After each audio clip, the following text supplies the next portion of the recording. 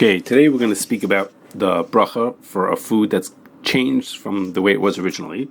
And what we're going to see, the sort of the overall picture of what we're going to see is that there are a lot of foods where the apparent bracha should be bar pri eitz or bar pri adama.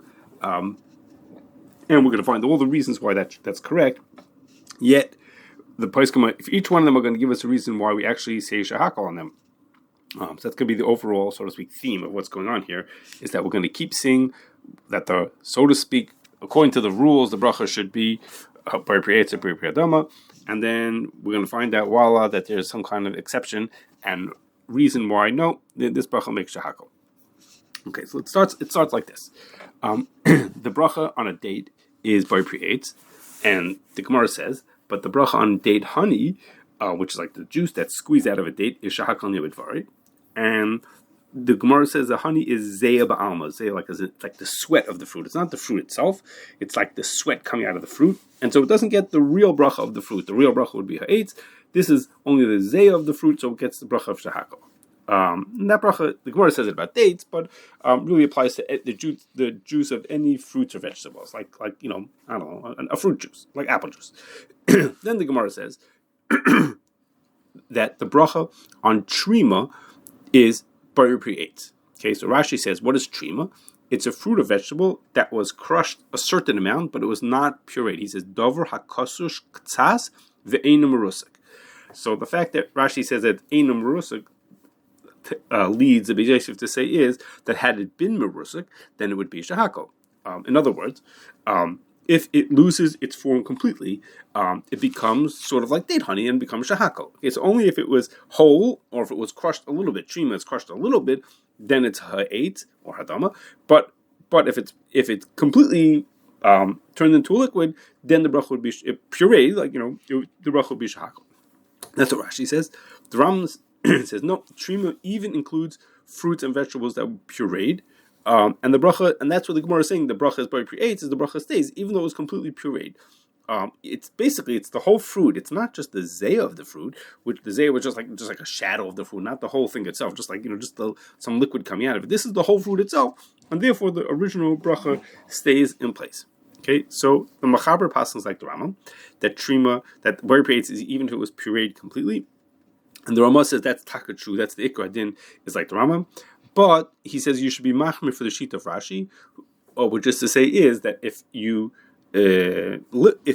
make it into a liquid, Rashi would hold that it's a shahakal, and therefore the Ramah says the bracha on pavidla, I think I pronounced that right, which is a cherry jam, the bracha is shahakal, because according to Rashi you should be machmir for a sheet of Rashi, of course bearing in mind, and this is going to come up a bunch of times, that we say savuk brachas lahakal. If you're not sure to make a more specific bracha or a more general bracha, you make the more general bracha because you know that way you yotze, and that's what you see make shahakal. Okay, so in order to understand this Ramah, I'm going to first have to step back for a second and look at some kind of a qualification within the Shita of the Rambam / Shulchan Aruch. And that is like this: the Rif and the Rambam say that the bracha on pas Dochen, bread made out of millet, is shahakal. Now, if the Rambam holds that the Rif hold that Terimah means even if something is pulverized completely, it's completely pureed, you still make the bracha on it. So why then is the bracha on pas dochen not hadama? So what it was crushed up to the point that you could turn it into a bread? Why shouldn't you still make a bread hadama? What's different about that? So obviously, the Rif is saying is that somehow, even though Terimah is hadama, there are certain cases when the bracha becomes shahakal. Again, Terimah, according to the Rif, means even it was completely ground up into nothing, into complete puree, you would make it. So somehow there's something different about pas dochen than there is about Terimah. And Rabbeinu Yonah gives two explanations for what this is. Now it happens to be punked. The Rabbeinu Yonah happens to disagree about pas dochen, and he's talking about pas kitnias. But everyone connects it to everyone who does hold the pas dochen, like we'll see the Machaber brings it, that the bracha shahakal uses Rabbeinu Yonah to explain why bracha on pas dochen is shahakal. So Rabbeinu Yonah's first reason is that when you convert the millet into a bread-like food, that bread is so far removed from the original millet, from the dochen, that it doesn't keep the bracha anymore. Okay, he says, Terimah is basically just the fruit, but it's in the crushed up form. Okay, so basically you're getting the same fruit, you're just getting a crushed fruit. But Pas Dochen is somehow very far removed from it, and therefore it becomes shahakal. So in a way, he's like sort of thinking of it like date honey. I mean, it gets so far removed that it becomes shahakal. Now, that's what he says. That's very different. But he doesn't tell us what is it about the Pas Dochen that makes it so different than the Terimah. What's the feature that he's looking at that says that's what's so different about it? Is it because it's been baked? Is it because it's like new, became a new thing? It turned like into bread. That I didn't see anybody saying in that way, like because it came into a new form. Maybe because other ingredients are added to make into bread. Or what seemed to me the most likely of what he really means is that so many processes were done to this millet, to the Dochen, that you really can't even see a connection anymore between the original and this. If I grind up a mango and I make it into a crushed up mango, then you could basically, it's the same thing. So you could see that this is a mango as opposed to here. It's so many things that happen to it that between, from when it was originally, how it comes out of the ground, and now that you sort of lose connection. That to me, that's what it seems like, but it's not clear at all. What is the criterion that says, okay, now it's so different. Okay, now another thing is that what would be the makar that there's such a thing that the Gemara says that Terimah, even though according to the Rif means even though it's crushed up completely, the bracha says eitz hardama for those kind of things. So what's his makar that there's such a thing? It could get so changed according to this first shot that it's because it's so changed. We don't really know what is his makar that there should be such a thing that the Rif should say that Pas Dochen should be so changed that it's shahak. Okay, so that's a question. Okay, now Rabbi Yonis gives a second answer, and the second answer is that a ground food like Terimah only keeps its bracha when it's common that you eat the food in that ground or pureed form. So that's true by Terimah. Okay, that it's a normal way to eat it is in this ground form. But if the normal way to eat a food is whole, then by making it into a ground form or pureeing it, it becomes shahakal because you're eating it not in the typical way. And he's understanding that Rabbi Yonis says that Pas Dochen is like that. Really, the normal way to eat Dochen, the millet, is eat it as is. If somebody grinds it up and turns it into a bread, so they're eating in such an unusual form that they say shahakal in it. Okay, so now, in this case, Rabbi Yonis is being very clear. This answer we understand what the difference is between when you do hadama and when you do shahakal. If you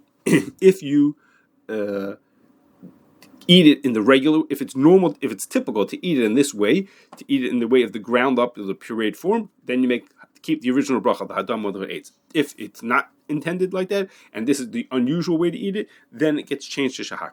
Okay, so that, at least in this one, we hear the clear difference between when you do the eitz hadam bracha and when you do the shahak. Now, how about a makar for this? Where did this thing come from? So, where did this second explanation come from? So I have some ideas. One is the Gemara says that everyone agrees that if you eat wheat kernels, the whole kernels, the bracha is hadama. But there's a machlekes. The Gemara brings a machlekes. What happens if you eat wheat flour? Do you continue to make hadama, or does the bracha become shahakal? So the Rif says on that that the bracha is that you make shahakal. You pass like that shita that you make shahakal. And he says the reason is because people don't eat bread flour. They might eat wheat kernels, that they do, and they eat bread, but they don't eat wheat flour. He says, people don't eat flour. So in other words, according to the Rif, when that Gemara says, the Manyam, the Gemara says, when the machlekes, should we make hadam or shahakal? The machlekes is that if we crush up a food to the point, we crush up the food, that wouldn't yet change the bracha. We crush it up to the point that that's not typical to eat like that. One Manyam says, so keep the bracha anyhow. What's the difference? Crushed up like Terimah doesn't take away from the bracha stays hadama. And the other manner, which is what we Paskin like, says no, since it's not the typical way to eat the food in a ground up form, that wheat is not, people don't usually eat flour, therefore we make it go down the Yadishahakam. So that's this, the fact that we pass like that man yomer is the makar to what the Rif is saying, according to the second shot in Rabbi Yonah, that if Pas Dochen, if it's not typical to eat millet in the ground up form, then we make a shahak on it. Basically, just like we do for wheat flour. Since it's not typically eaten that way, therefore the bracha gets downgraded to shahakal. Okay, that's one possible makar. Another is like this. The Gemara says that this is a little bit of a different, not exactly direct, but sort of indirectly. The Gemara says that the bracha for raw and cooked vegetables or fruits changes based on how they usually eat. And that means like this. If most people eat a certain vegetable when it's raw, then the bracha, if you cook it, is shahakal. And if people usually eat it cooked, then the bracha, if you eat it raw, is shahakal. So the Gemara is like pretty straightforward, that it depends on what's typical, and when you do it the opposite way, then you make a shahakal. So the Gemara is making a point that even though the bracha of our vegetables is hadama, if you eat it in a not typical way, then the bracha becomes shahakal. So so here the Gemara is not talking about losing its form; it's still a whole vegetable, but but the point is similar, which is that eating something in the non-typical way might therefore downgrade the bracha to shahakal, even though it would otherwise deserve to be hadama. Okay, so a different version of that, but a similar idea. So again, the second pshat in Rabbeinu Yonah is first of all more clear. We understand when we do the hadama ha'etz bracha, when we do shahakal, and we also seem to have makaris to why there should be such an answer like that. Okay, and we're going to come back to Rabbeinu Yonah later. For now, let's let's continue on talking about the second answer of Rabbeinu Yonah. So let's see where we're holding. The Rif, together with the second answer of Rabbeinu Yonah that taught us, said like this: Terimah keeps its bracha, but there are times that even though ground up pureed keeps the bracha, there are times when a pureed item or a ground item will lose its bracha. Okay, so that's saying that the bracha gets lower, goes to shahakal. Okay, so it's like sort of a downgrade. It's a, I don't know if the word is kula, but it cuts it down to a shahakal bracha. The Mishnah Berurah takes this and turns it around, sort of turns it around, an opposite conclusion, so to speak, of what the Ramah we spoke about the bracha on jam. Okay, and he said like this. He says, the Ramah says, you make shahakal on pureed fruit or vegetables, on his cherry jam. He says, and that's because the reason why the Ramah said that, the Mishnah Berurah says, is because the typical way you eat those fruit is to eat them whole. Cherries, the normal way you eat a cherry is you eat it whole, but if you turn it into cherry jam, then you say shahakal.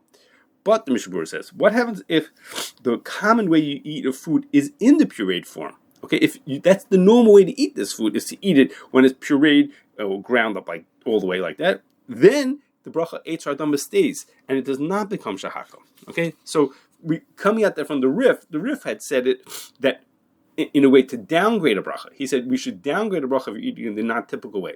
And the Mishnah Berurah is reading into the Ramah that we downgrade brachas for the jam things, that's when we puree it, which is not the Rif, but according to Rashi, that we downgrade it for those brachas, that we say that's only if it's the not typical way to eat it. But if it would be the typical way to eat it, then we would keep the original ha'etz or the hadam bracha.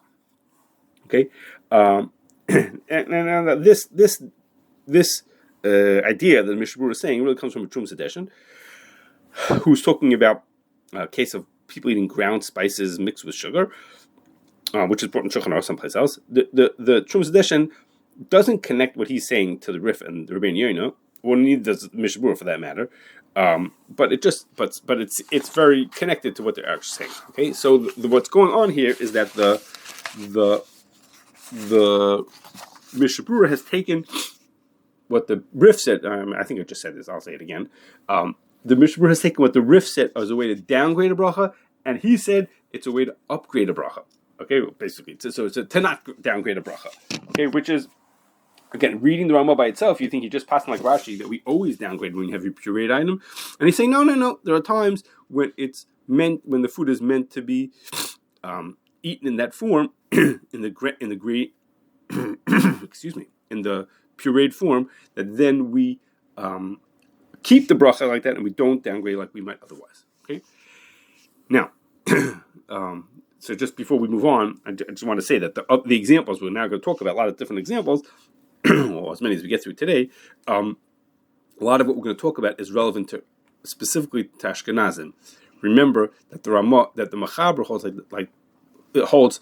The Mechaber holds like the Rambam that even in pureed form it keeps his bracha. So a lot of what we're going to say is not going to be so relevant. Okay, so one case we're going to talk about now. I don't know that we're going to have time for more than that today. But one case we're going to talk about now is corn, and that's like this. The Shulchan Aruch brings the din of the Rif that the bracha of pas Dochen is shahakol. Like we said, the Taz says that this is based on the second answer of Rabbeinu Yonah, that since that millet is usually eaten as is, so therefore when you turn it into bread, you've eaten it in the unusual way, and in that case the pureed item is shahakol. And the Magen Avraham brings both of the reasons. Okay, both of the reasons that we had from Rabbeinu Yonah. Okay, it happens to be they don't you say Rabbeinu Yonah's name because Rabbeinu Yonah happens to not agree to the case of pas Dochen, but it's clear that that's what they're coming from is from these two reasons of Rabbeinu Yonah. Okay, so the Taz brings one, and Magen Avraham brings both.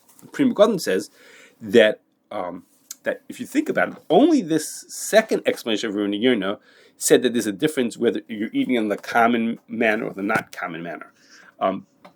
But the first explanation said pas Dochen has its din, had nothing to do with whether it's normal or not normal to eat it this way. It's just it's very far removed from the original form that it doesn't keep the bracha anymore. Okay, so he says so that first answer of Rabbeinu Yonah might not agree. He might say it makes no difference whether it's typical or not typical to eat it that way. No one cares.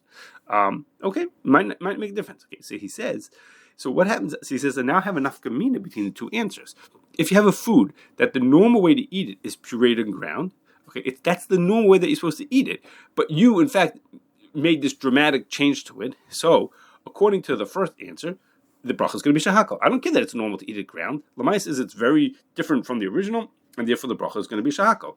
The second answer says, no, I don't care that it's different, but the normal way to eat it is in this ground form, so the bracha will be eitz or adam, and it doesn't become shahakal. Okay, so Pri Megadim says, so he says himself, so that comes out enough that it's a shaila, he says, therefore, what the proper bracha should be on corn. Okay? And I'll just throw in here that in a lot of languages, the word corn means the common grain that grows in that country. When they want to talk about what we in America call corn, they call it maize. In America, it's sort of both because it is our common grain that we have, and it is what we call corn. But I'm just throwing that in there. That not everybody uses the word corn means the same thing. But anyway, the Pri Megadim says, I have a question about the bracha on corn. So before I tell you exactly the question, let me just give you just a drop of information about corn. There are three main types of corn. Okay, field corn, sweet corn, and popcorn. Okay, most people, the corn that they're most familiar with, that they sort of see, is sweet corn. It's called sweet corn because it has a sweet taste.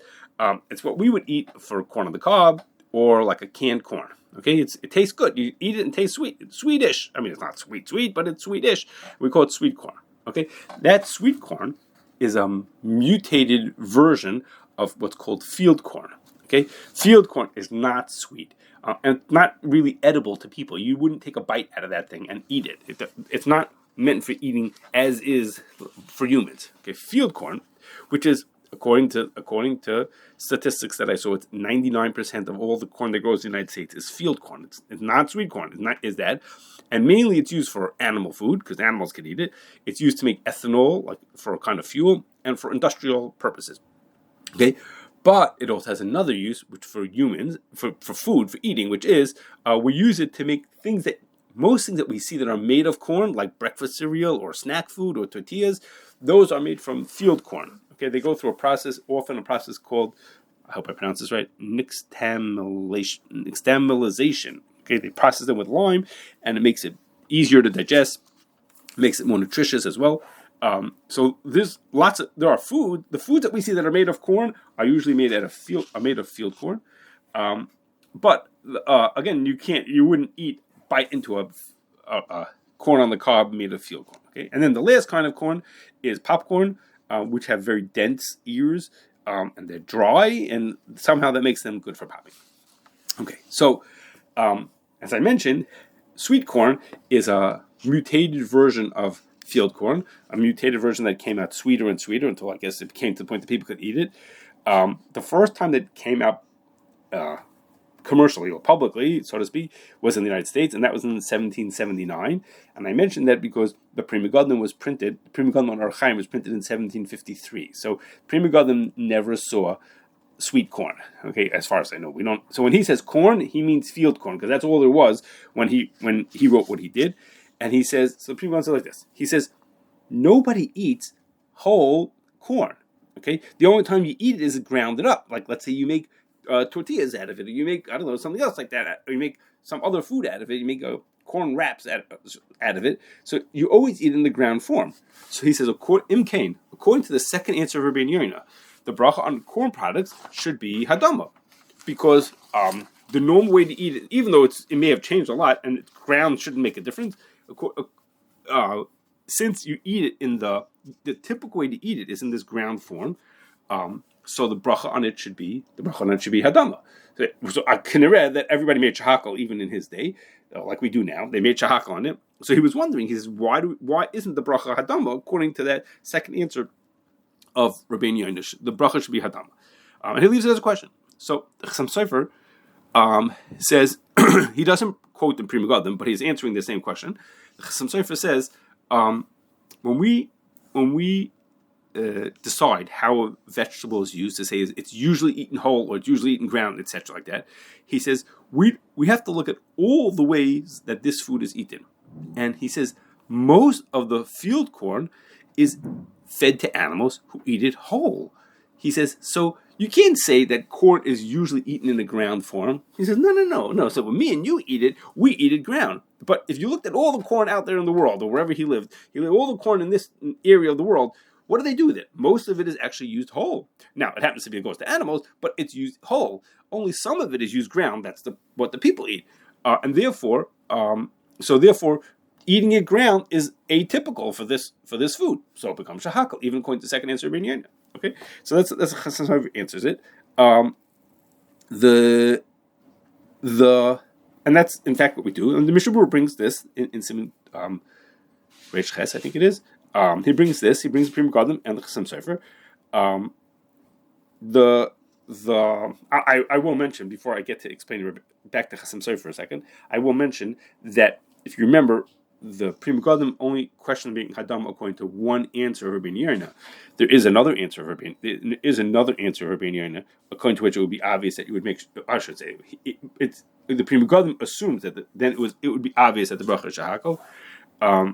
So it could be we just make shahakal based on self brachas lahakal, and not necessarily because we hold it the Chassam Sofer, but it sure seems like from the way the Mishnah Berurah brings it that he thought the Chassam Sofer was right about this. Now, I said the Chassam Sofer. The way I said the Chassam Sofer was that the Chassam Sofer says that the main way you eat corn is whole, because that's if you looked at 100 bushels of corn, most of them are going to be eaten whole. It happens to be by animals, but most of them are going to be eaten whole, and only some of them are going to be eaten in ground form. Okay, and I think that that's how you read Chassam Sofer. I'm not going to read you all the words here now, but I think that's how it reads. But there is an alternate way to read the Chassam Sofer, and that it could be the Chassam Sofer the focus is not on that most of the time it's eaten whole versus some of the time it's eaten ground, but rather that mainly the main way you have corn is for animal food, and that means is human use is automatically the non-typical way to use it.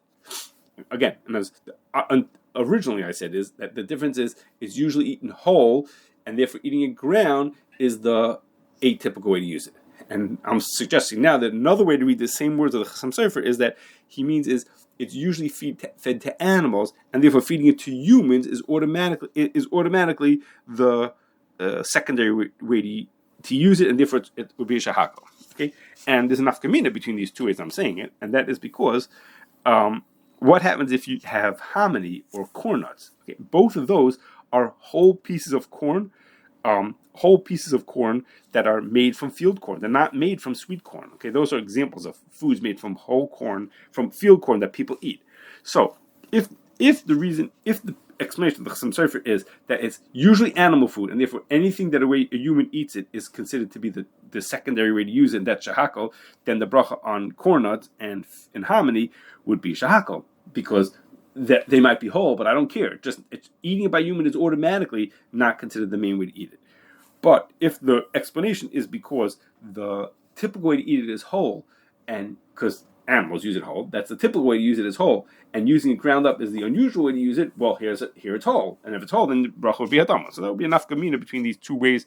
I'm explaining what chasam means. Now, another nafka is the following. It has to do with, actually is a very modern, or at least for me, modern question. And that is like this. Until about the year 2000, about 75 to 85% of the corn was used for animal feed, and 13 to 18%, I know those don't add up all to 100, but whatever. The rest of it was used for humans, which included food and non-food uses. Okay, and only a tiny bit of the corn was used to make ethanol. Okay, so there was the vast majority, the majority was used for animals. A certain amount of it, a small amount was used for humans, and then a tiny bit of it was used to make ethanol. About the year 2000, somewhere about that, corn-based ethanol became so popular that farmers started planting more, to the point that 43 to 45% of the corn is used for ethanol. Again, they didn't take it away from the animals. They just planted more of it. They went from planting 7 million bushels a year to 12 million bushels a year. So they just did more corn in order to be able to make ethanol.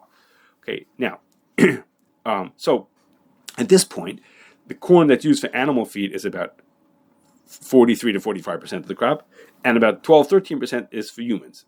Okay, so at this point, more than half the corn is used in a crushed form, because ethanol is made from crushed corn. It's not made from whole corn.